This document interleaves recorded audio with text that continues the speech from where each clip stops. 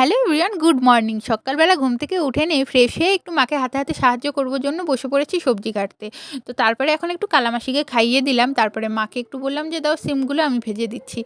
তারপরে একটু খিদে পেয়েছিল সেজন্য বিস্কুট আর পাউরুটিটা খেয়ে নিলাম। তারপরে চলে এলাম বিছানাটা গোছাতে। ফটাফট করে বিছানাটা গুছিয়ে নিলাম। এইদিকে মায়ের রান্না হয়ে গেছে। গাজর আলু ভাজা, সয়াবিনের তরকারি আর সিমের চচ্চড়ি।